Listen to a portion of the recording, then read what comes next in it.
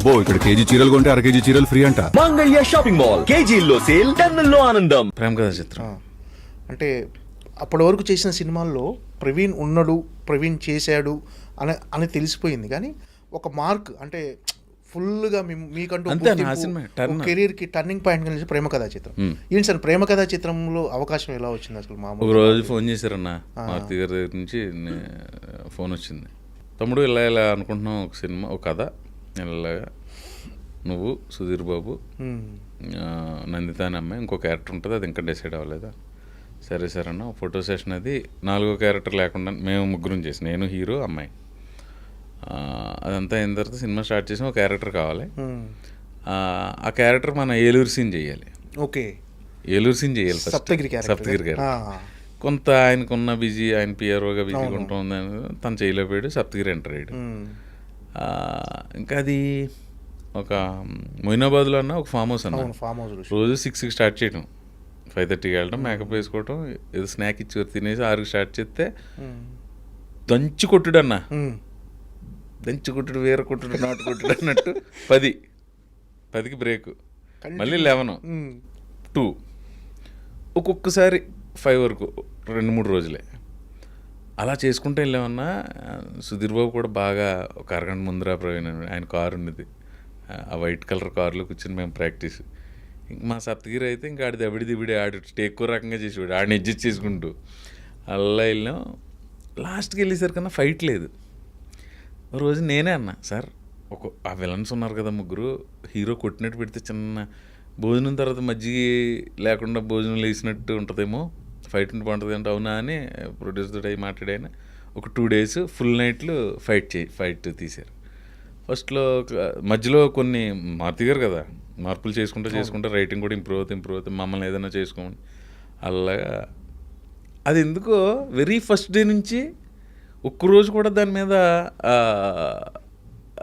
Negative thought కానీ ఏదో కష్టపడిన ఫీలింగ్ కానీ లేదన్న. యాక్చువల్లీ ఎక్కువ కష్టపడి చేసాం, చాలా తక్కువ రోజులు అన్న సినిమా అది. ఆయన ఒక గంట మిగిలిందంటే ఏదో తీసి దాన్ని ఒక సాంగ్ చేసాడు ఆయన. ఎప్పుడైనా టైం మిగులుతుంది కదా, మీరు అలా వెళ్ళండి, ఆ తోటలో నడుచుకుంటారండి, మీ ఇద్దరు చేయండి, ఏదో చెప్పేసి ఆడుతూ అయిపోయింది సినిమా అంతా. ఒక సాంగ్ చేసాడు అన్న దాన్ని. ఆయన మాంటేజ్లు ఇచ్చేసి ఒక ట్యూన్ చేయించేసి సాంగ్ చేయించాడు, నీతో ఈ లోకం అని ఉంటుంది సాంగ్. ఆ సాంగ్ వాళ్ళు ఎప్పుడు తీసారో మాకు తెలియదు, అసలు మీరు యాక్ట్ చేసినాక మీకు తెలియదు అది ఎందుకు చేయించారో, ఏదో సీన్ అనుకునేవాళ్ళు. అంత మ్యాజిక్. ఇంకా రిజల్ట్ కూడా దానికి తగ్గట్టుగా వచ్చింది. అదే యూటర్న్ ప్రేమ కథా చిత్రం. ఏంటంటే అంటే ఈ సినిమా రిజల్ట్ తర్వాత అంటే మీ కెరీర్లో వచ్చిన చేంజెస్ ఏంటి? అవకాశాలు పెరుగుతాయన్న, కొంచెం మోర్ బిజీ అవుతాం, కొంచెం రేటు పెరుగుతుంది. అవకాశాలతో పాటు పారితోషికం ఆటోమేటిక్గా పెరిగిపోతాయి. ఇక్కడ ఎవరో అన్నా టెక్నీషియన్ అవ్వచ్చు, ఆర్టిస్ట్ అవ్వచ్చు, మనం సినిమా యాక్టర్ అయ్యి ఒక 100 కోట్లు అలా ఎవడో రాడన్న. ఫస్ట్ అతని కాన్సన్ట్రేషన్ అంతా ఒక అవకాశం మీద ఉంటుంది. ఆ సక్సెస్ అయ్యి అవకాశాలు తామరతంపరంగా రావటం మొదలు పెడితే డబ్బు ఆటోమేటిక్ వస్తుంది అన్న. ఒక్కసారి సక్సెస్ కళ్ళలోకి ఎంటర్ అయ్యే వాళ్ళు ఎవరైనా సార్, టెక్నీషియన్స్ అవచ్చు, ఆర్టిస్టులు అవ్వచ్చు, ఆ డబ్బు టార్గెట్గా పెట్టుకుని ఎవరు రారు నాకు తెలిసి. అలాగే ఫస్ట్ అవకాశం ఎంత ఇదన్నా. ఇప్పుడు కొత్త బంగారులో సూపర్ హిట్ అయింది, ఒకవేళ అది ఆడి ఉండకపోతే ఏంటి నా పరిస్థితి? అవకాశాలు వచ్చేవో రాకపోయేవో ఎవరో తెలుసు. అది లేకపోతే ఇంకో అవకాశం వచ్చేది ఏమో, అది తెలీదు ఇంకా మనకి ఎలా డెస్టినీ. అలా అంటే మరి ఎంత ఇష్టపడి చేసిన సినిమాలు కొన్ని దెబ్బేసినవి ఉన్నాయి. నేను అలాగా నా కెరీర్లో ఎక్కువ ఇప్పటికీ స్టిల్ బాధపడే సినిమా రౌడీ ఫెలో. చాలా ఇష్టపడి చేసాను. నెగిటివ్ షేడ్స్ ఉంటాయి కదా క్యారెక్టర్, నేనే పిఆర్ చేసేది. అవును, నాకు ఆ సినిమా చాలా ఇప్పటికి అంతే. ఎందుకంటే అంత అలా ఇప్పుడు ఉందన్న. ఇప్పుడు మామూలుగా బయట మనం అందరం ఆడుకుంటున్నట్టు జనం సైకాలజీ ఎలా ఉంటుందో మనం చెప్పలేము. ప్లస్ మనం ఇలా చేయండి అని వాళ్ళకి చెప్పడానికి మనం సరిపోం.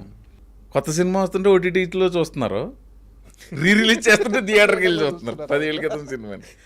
కలేజా సినిమా అప్పట్లో నాకు అదే మంచి సినిమా, ఈ సినిమా ఆడకపోవడం ఏంటి అనిపించేది.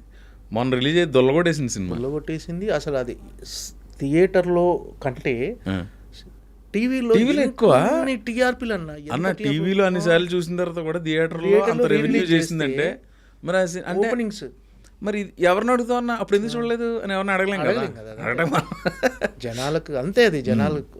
మొన్న బైరోంకి వెళ్ళినప్పుడు రోహిత్ గారు కలిస్తే, రోహిత్ గారు ఇది రిలీజ్ ట్రై చేయొచ్చు కదా అని నేనే అన్నాను. అవును అనుకుంటున్నాం, ఒక ప్రపోజల్ ఉందని ఏదో అన్నాడు ఆయన. అవును, అది కృష్ణ చైతన్య గారి డైరెక్టరు బాగా అంటే సినిమా బాగుంటుందన్న కొన్ని మీరు అన్నట్టుగా కొన్ని సినిమాలు ఆడకపోతే మన క్యారెక్టర్ బాగుంటుంది, మనం ఎంతో ఎక్స్పెక్టేషన్స్ పెట్టుకుంటాం ఆ సినిమా మీద.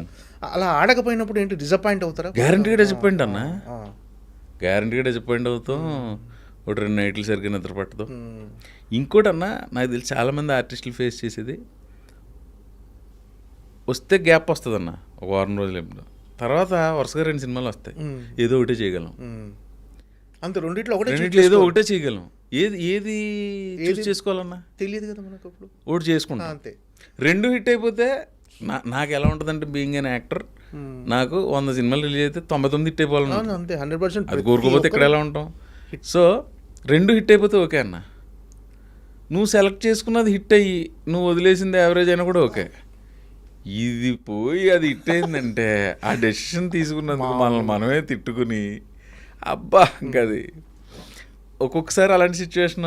అంటే నేను 2 ఆడేసినట్లో ఉన్నానేమో, నేను ఫేస్ చేయలేదు. అలా లేదు అలా రిజెక్ట్ చేసింది ఏమి, రిజెక్ట్ చేసే పరిస్థితి కూడా రాలేదు. ఏదో కింద మీద పడి అడ్జస్ట్ చేసుకుని చేసాం.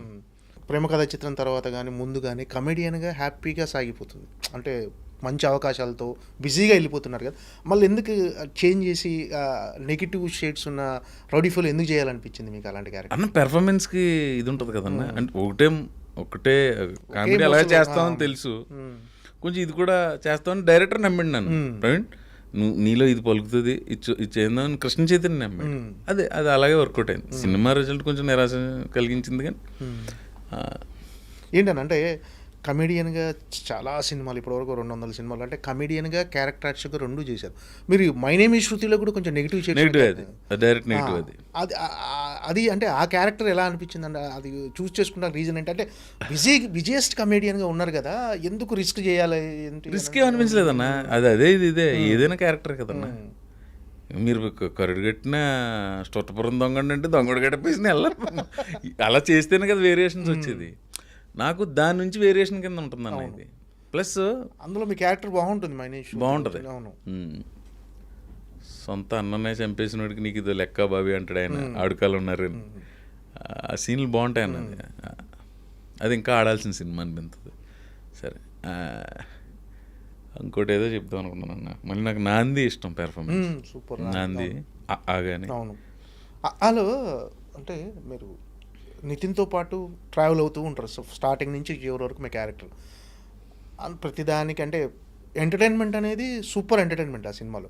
అందులో ఒక పాట వెళ్ళిపోక శ్యామలో మీ మీద స్టార్ట్ అవుతుంది. అవును, అది సూపర్ పాట. అది మీకు ఎలా అంటే మీ మీద పాట ఫస్ట్ టైం అది పెట్టడం, మీ మీద పాట అంతే అంతే. నేనే లిరిక్ పాడటం ఏంటి నాకు తెలియదు వెళ్ళే వరకు. అక్కడ కూడా ఏదో డిస్కషన్ అయింది, రామజోగయ్య శాస్త్రి గారు పాట రాసి తీసుకొచ్చారు, పాట అదిరిపోయింది అన్నారు. సరే, హీరోయిన్ పేరు అనసూయ రామలింగం కదా, అదే కదా. సో హీరో శ్యామల అని పాడకూడదు కదా. అప్పుడు పనోడు పాడతాడు, గుడి వీధి శ్యామల అండి నా లవ్ ఫెయిల్యూర్ అని చెప్పేదో తీసుకుని అది త్రివిక్రమ్ గారి సినిమా అవకాశం రావటమే ఇది గొప్ప. అలా అందులో అలా నాకు పాట అంటే, కానీ ఆ సెట్కి వెళ్ళే వరకు నాకు కూడా తెలియదు. నేను ఇది అవుతాను మామూలుగా హీరో పక్కన క్యారెక్టర్ కాబట్టి గ్యారంటీగా ఆ పాటలో ఉంటాం. అప్పటికి పెయిన్ఫుల్ సిచ్యువేషన్ ఉంటుంది కథ ప్రకారం. నాకు హ్యాపీ.